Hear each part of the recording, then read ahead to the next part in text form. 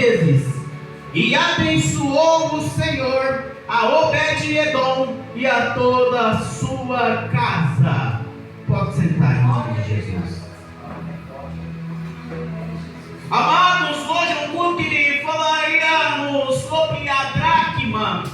Porém, vamos converter aqui a dracma para tesouro. E um dos maiores tesouros é a palavra de Deus, é a presença do Senhor. Amados, aqui a história vai nos falar sobre a Arca da Aliança, que era o sinal da presença de Deus. A Arca da Aliança, de começo, estava sob cuidado do sacerdote Eli. E ali aconteceu o que eu vou resumir aqui. Aconteceu que Hófnis e Finéias, que também era sacerdote, filho de sacerdote, também sacerdote, porém levava as coisas de Deus a qualquer jeito, a qualquer maneira. Eles acabaram que levando a Arca da Aliança para a guerra como um amuleto. Tem gente que procura a presença de Deus somente como um amuleto, somente como algo, uma proteção. E ali, prova disso é que muitas pessoas que são cristãs têm na sua casa a Bíblia aberta, num suporte para a Bíblia, no Salmo de número 91, e muitas das vezes não pega um dia para ler ele, não pega um dia para ler a palavra, mas a palavra está ali na estante, no Salmo 91, pegando poeira, porque ali eles pensam que é um amuleto, ali eles pensam que vai trazer proteção, porque a Bíblia está simplesmente aberta no Salmo 91. É desse jeito. E muitas das vezes nós criticamos nossos irmãos católicos pela idolatria, mas levamos a presença de Deus, a palavra do Senhor, como um simples amuleto. Esse foi o erro de Hófnis e Finéias, além de outros erros que vocês também já conhecem. Por conta disso, um preço alto foi pago. Além da morte de Eli, a Arca da Aliança foi tomada pelos filisteus. E a Bíblia relata que os filisteus carregaram a Arca da Aliança para a sua cidade em carro de boi. Você vai entender esse mistério. Carregaram a Arca da Aliança num carro de boi e levaram até o templo de Dagon, que era o Deus deles. Só que um Deus com D minúsculo não tem poder nenhum contra a presença de Deus. E a Bíblia relata que por várias vezes ali a cabeça da estátua de Dagon foi encontrada fora do corpo. E a história conta que durante 7 meses ficou ali a Arca da Aliança. Só que aconteceu várias e várias desgraças ali. E o povo filisteu não aguentou mais. Falou: vamos arrancar esse negócio daqui. Vamos tirar esse negócio daqui. E a Bíblia relata que essa arca foi levada para a casa de um dos levitas chamado Abinadab. Porém, Abinadab, ele levou a Arca da Aliança para a tua casa, mas ao invés de ser uma alegria para ele, foi um fardo. Além de tudo que estava acontecendo com o povo filisteu, porque pegou o que não era dele, além de todo o acontecimento que ocorreu com a Arca da Aliança, ainda tinha a responsabilidade de cuidá-la. E para Abinadab isso foi um fardo.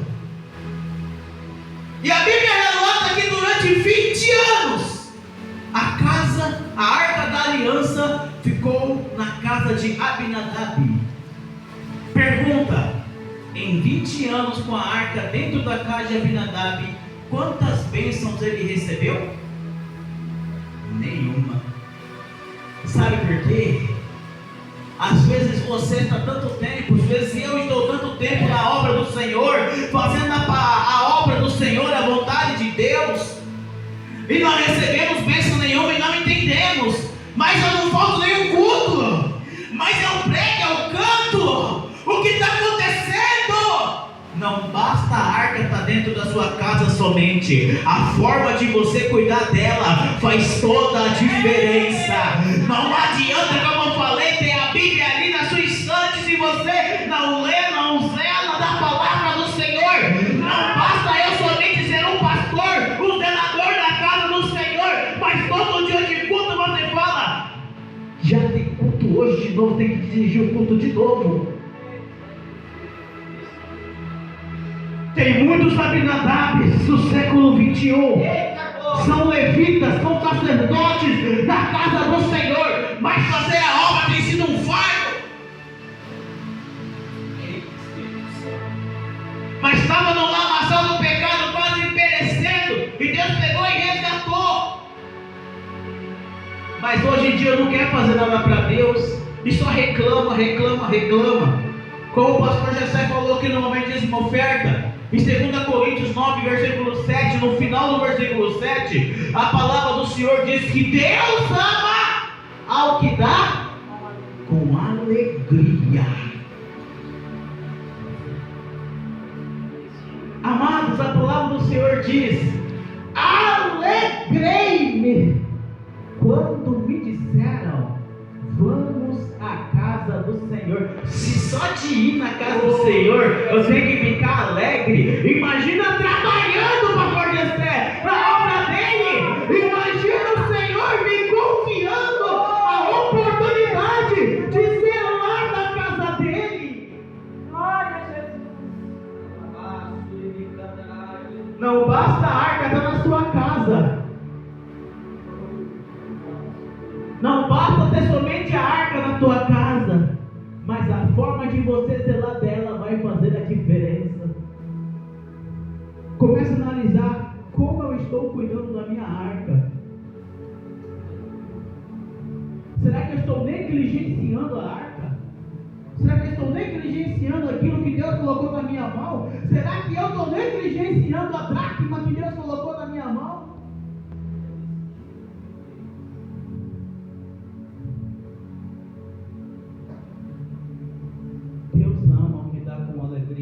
Se Deus te deu a oportunidade da arca, está na tua casa, valoriza, faça com amor, com alegria. Mas ninguém me reconhece. Mas o pastor não vê. A recompensa maior vai vir daquele que não falha, porque o homem ele falha, o homem ele esquece, mas o nosso Deus ele é imutável, ele não muda, ele não falha, ele não tarda.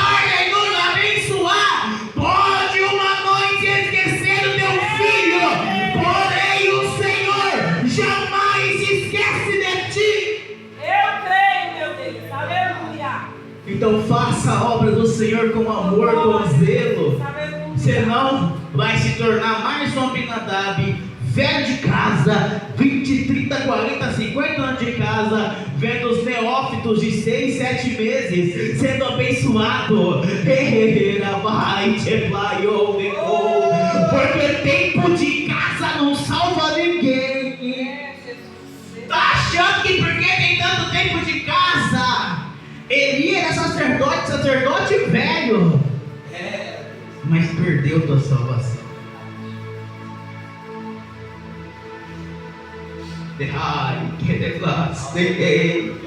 Não é só conhecer, não é só eu gravar todos os versículos da palavra. As pessoas pensam que o grande pregador é aquele que decora versículo. Não. Aí falam para mim: bispo, você é um grande pregador que decora versículo. Eu falei: não, só tenho boa memória, isso não me faz ser um grande pregador. O grande pregador não é aquele que prega bonito, é aquele que vive. Não adianta eu decorar na minha boca, na minha mente. Sabe aonde que você tem que decorar? Sabe aonde que você tem que guardar? Salmo 119, versículo 11. Escondi a tua palavra na minha boca. Glória a Deus, aleluia. Escondia a minha palavra na minha mente. Escondi a tua palavra onde? Meu coração. Ter ela só na minha mente não vai fazer eu fugir do pecado. Ter ela decorada na minha boca não vai fazer eu fugir do pecado. Mas se eu esconder a palavra no meu coração, sabe por que ele fala de coração? Ainda tem crente ignorante que fala que Deus não é açougueiro, mas você não é boi para açougueiro para você.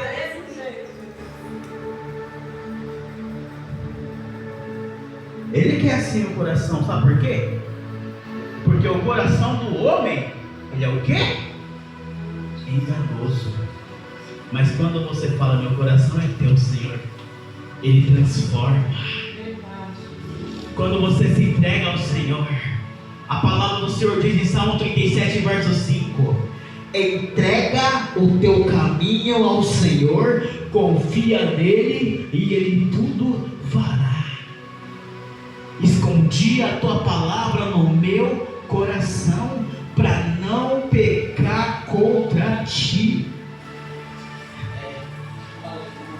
Sabe por quê? Esconder a palavra no coração, porque não adianta eu decorar, não adianta eu ter todos os versículos gravados na minha mente, aleluia, e não ter a intimidade da palavra no meu coração.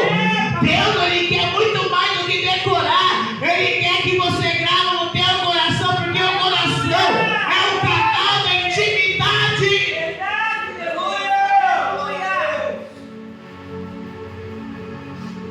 Esse foi o erro de Abinadab. A presença, todo dia tem que limpar, tem que cuidar, não. E tem que ficar. Existem muitos Abinadabs dentro da obra do Senhor, que fazem a obra com excelência, fazem a obra muito bem. Só que chega na tua casa, amanhã tem culto de novo. Lá vai eu de novo lá. Que reclama. Nada tá bom. Aí durante 20 anos Abinadab não recebeu nenhuma varinha. Mas ele cuidou da arca 20 anos. É desse jeito. Não é só cuidar, é amar cuidar. Eita, glória. Tá aí o segredo para você ser abençoado. Não é só fazer a obra, é você ser a grande obra. É você guardar no teu coração a presença do Senhor.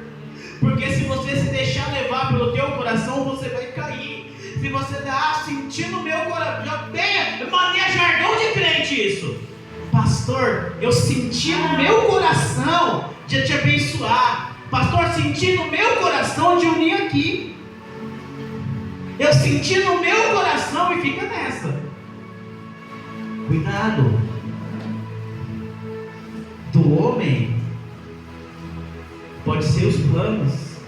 O homem faz planos, mas o maior projeto é do Senhor. Se você se deixar levar pelo teu coração, você se engana. Quantos de nós não fomos enganados pelo nosso coração? Quem aqui nunca foi enganado pelo teu coração?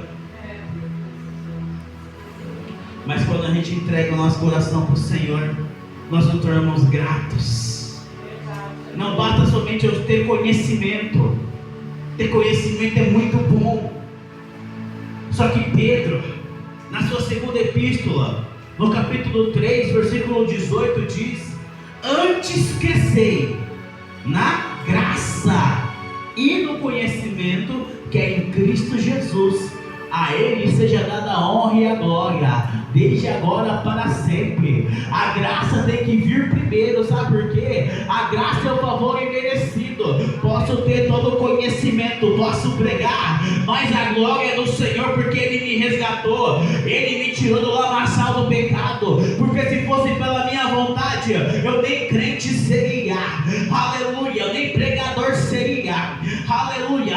Deus me tirou da idolatria, Deus me tirou lá do pó. Eu era uma pessoa ignorante. Estou falando sobre o meu testemunho de vida. crente, pensava que eu estava fazendo o correto, pensava que estava fazendo a obra, aleluia, eu odiava evangélico, aleluia, e eu, aos 12 anos de idade, parei uma sala de aula inteirinha para discutir sobre nosso irmão pastor Martinho Lutero, que foi ali os nossos primórdios da igreja evangélica, que fundou a igreja luterana, aleluia. E ali eu pegava e criticava e zombava de crente.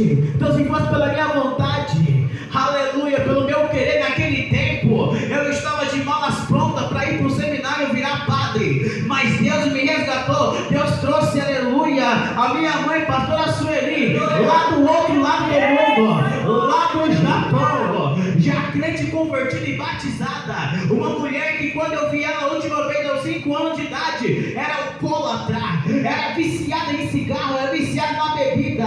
10 anos depois chega do Japão, crente convertida e batizada, pregou a palavra, aguentou cada desaforo meu, pastor Gessé, porque eu era assim, eu odiava crente, eu olhava no olho do crente e começava a querer pregar para ele, eu achava que estava fazendo certo, eu era um Saulo de Tarso, não batei ninguém, claro, eu era um Saulo de Tarso, aleluia, eu olhava para a igreja evangélica e começava a zombar, começava a criticar, aleluia, mas Deus, Ele me resgatou.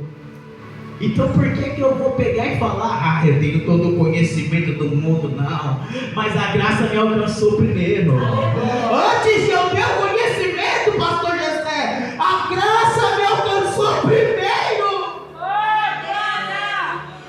Aleluia, Jesus! Antes, não sei se tem aqui, mas se tiver teólogo aqui, antes de você ser teólogo, a graça te alcançou primeiro. Porque se você foi buscar conhecimento, aleluia, é porque primeiro você conheceu a graça. Por isso que Pedro, um homem que era praticamente analfabeto, eu achei interessante Pedro falar isso, pastor. Falou, ei, quer ter conhecimento, tenha, mas primeiro é a graça. Primeiro é a graça, primeiro é a presença, primeiro é o favor imerecido, porque é ela que vai te dar o equilíbrio. Aleluia, Jesus! É, papai, esse dia. Glória a Deus, 20 anos se passaram. Foram tirar a arca da aliança da casa de Abinadab. Eu imagino que quando chegaram para tirar, Abinadab falou, ufa, vai sair esse fardo de mim. Levita, esse fardo vai sair de mim, estou livre. E não recebeu nada.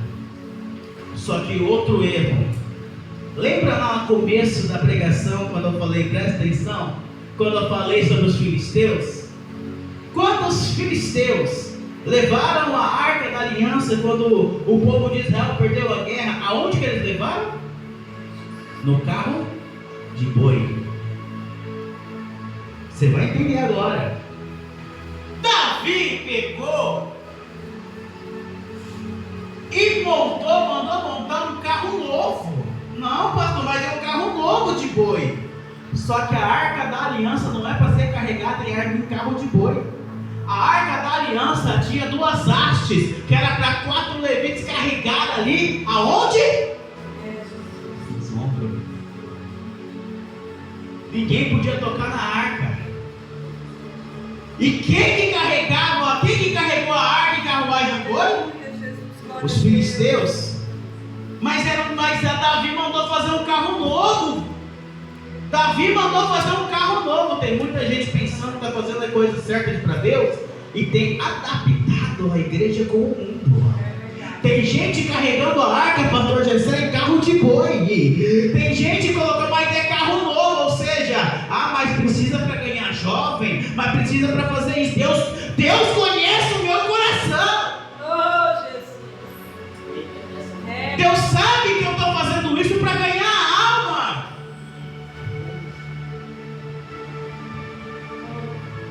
Oséias capítulo 4, versículo 6. O meu povo padece, porque lhes faltou conhecimento. Não carregue a presença de qualquer forma. Não queira adaptar a igreja com o mundo. O monte é que você ganha